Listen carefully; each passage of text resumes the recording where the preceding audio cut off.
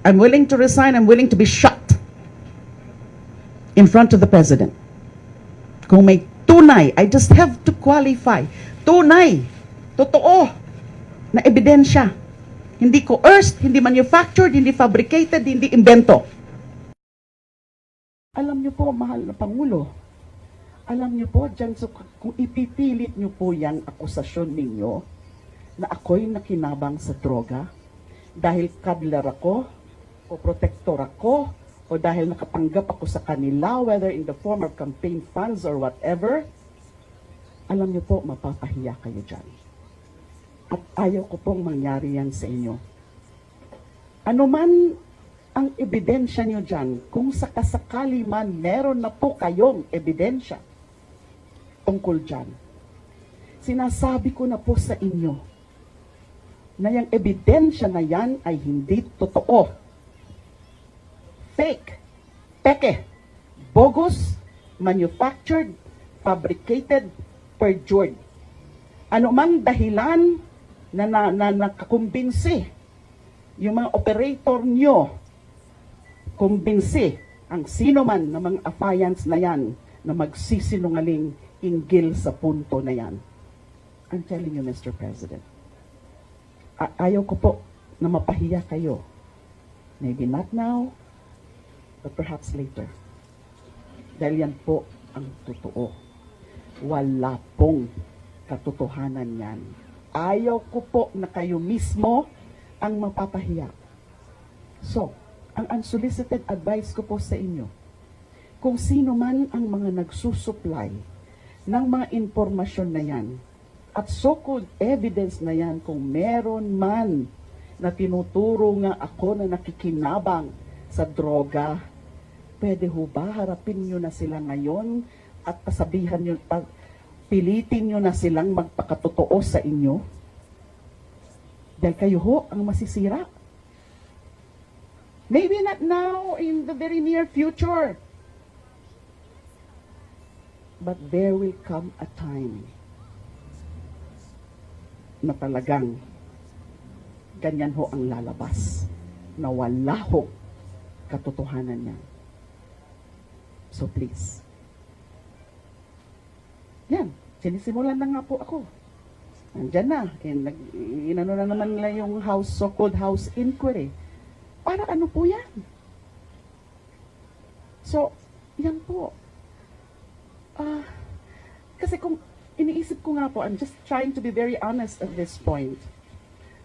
Iniisip ko nga po, kung ganyan ang nangyayari sa akin, na kaya nila na mag-imbento ng ganyang mga kwento about my alleged involvement sa drugs, sumasagip po sa utak ko ngayon na baka naman dun sa mga so-called list na yon, yung siniwalat na sa publiko ng Pangulo, yung halo-halong listahan ng judges, ng mayors, ng police, napaka-posible ho na ilan-ilan doon, ganun din, mga inosente pala.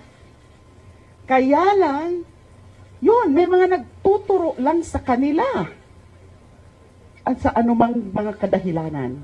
Hindi ko po sinasabi na lahat na nandun sa listahan na yun ay hindi totoo. Hindi ko po sinasabi na lahat ng mga nasa listahan na yun ay inosente rin, na katulad ko.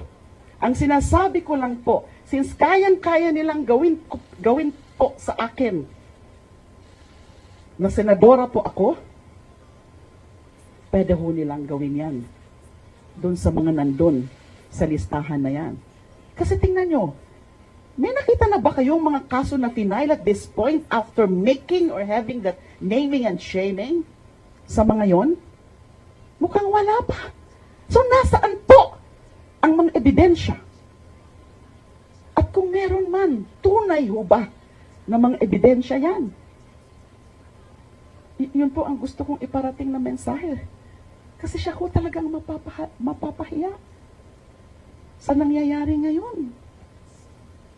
At yung mga kung sino man yung mga tao na yan, whether nasa paligid niya o hindi, na may kagagawa niyan, please, tigilan nyo na rin ho ang Pangulo.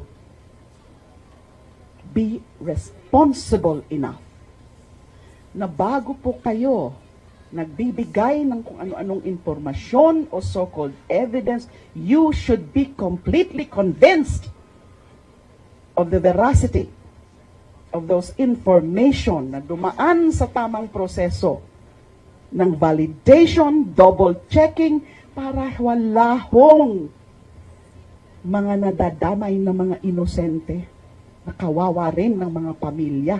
Ganon din ho ang nangyayari ngayon sa akin, kaya mahirap po sa akin gawin ito. Dahil ang talagang sasaktan ay yung pamilya ko at yung pamilya din ni Ronnie. Si Ronnie may pamilya siya, may mga anak siya, although ang alam ko matagal na siyang hiwalay sa asawa niya. Bago pa man, pumasok siya as driver bodyguard sa akin noon. Pero nasasaktan po ang kanyang pamilya. May mga babae rin po siyang mga anak. I think at this point, that's all I have to say. Maraming salamat po. Alam niyo po, yung sa personal nga pong buhay, ayaw ko na muna hong pumasok dyan. Ang kino-confirm ko po sa inyo ngayon, dati ko talagang tauhan, si Ronnie Dayan, dati ko po siyang driver bodyguard, na matagal na ho siya noong before pa ako pumasok. Tsaka yung mga sinasabing mga bahay-bahay na yan, hindi po yan sa akin. Now, whether or not pumupunta rin po ako doon at ilang beses ako pumupunta doon, pwede ko po yan sagutin sa susunod, sa tamang panahon. Because I really want to avoid as much as possible going into certain matters tungkol sa mga personal na bagay na ayaw ko ho kasing malihis itong pinag-uusapan natin na kaya lang naman ito ginagawa sa akin dahil nga kasi mahuhuli nyo naman po yung ating Pangulo. What could be the possible reason kung bakit ganyan ho ang pagkangit-ngit niya sa akin, if I may say so, if I may say that word. Yung, in fact, kung may, to put it lightly, why is he so fixated on me? Yung mahuhuli nyo naman po. I think lumalabas na yon. I think he has not forgotten and forgiven me. Nung ako po ay CHR chairperson pa at pinaimbestigahan ko po yung issue ng Davao Death Squad. At dinala ko po yung CHRN Bank noong 2009. Pumunta po kami mismo sa Davao at nag-conduct po kami ng series of public hearings. Pinatawag po namin yan, si Mayor Duterte, dating Mayor Duterte. And in fairness to him, he obeyed the subpoena, pumunta po siya. Pero ang pagkaalala ko po, in open court, in open proceedings, medyo linambast ko po siya. Medyo linekturan ko po siya tungkol sa human rights. Although again, in fairness to him, hindi naman ho siya nag-react ng hindi maganda nung ginawa ko po yun sa kanya. At pangalawa, yung sinasabi rin niya, kasi narinig ko po yung bits and pieces ng certain recent interviews niya, na sumusobra na kasi siya. Gusto ko rin pong tanungin sa Pangulo, ano ho bang ibig sabihin niyo dun sa sumusobra na po ako? Hindi ko pa ho masyadong maintindihan yan. Yes, please. Madam Senator, ano po ba yung mas apektado kayo? Yun kung iling po kayo sa drug operations o yun kung allegedly meron kayong illicit affair with your bodyguard driver? Masyado akong apektado dyan sa paulit-ulit, persistent na aligasyon na ako'y may kinalaman o may links sa droga. Dahil actually matagal na ho yan. I mean, siguro pag-start ng election period, ganun ang mga, kasi naalala ko sa mga tabloids, I just cannot pinpoint yung exact period, basta it's within campaign period. Meron nung pinakita sa akin yung staff ko na certain tabloids at ang nakalagay doon, mga drug lords ng Bilibid at Napoles, mga contributor sa campaign funds ni De Lima. Akalain nyo yun? So, pero lumala nang lumala. At ito, revive na naman. Siyempre masakit din yung mga tungkol sa mga personal na buhay na kinukutsak ka bilang babae. At tingnan nyo, revive na naman yung so-called alleged sex video na yan. Matagal na po yung sex video na yan, alleged sex video. Hindi po totoo yung sex video na yan. Dati na ho nila yan, na rin-erase, including nung sa confirmation CA. Release niya yan. And hindi lang doon. I noticed na every time I'm in the middle of something, a high-profile investigation, a high-profile case, na ako ang nasa sentro, linalabas nila yung so-called alleged sex video na yan. Magpapatext blast sila na meron daw po akong sex video. Nakita niyo na ho ba yung sex video dyan?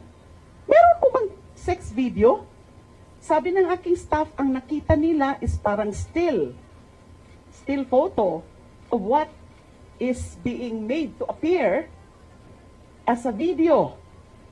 Pero, syempre ako hindi ko tinitingnan yan, mga kababuyan yan. I have better things to do. But sabi ng staff ko, if I may share, ay, in-examine daw nila ng gusto yung picture na yan. Nagahilata naman daw na hindi ako yung babae doon. I will not anymore tell you the details kung bakit hindi ako ang babae doon sa tingin ng aking mga staff.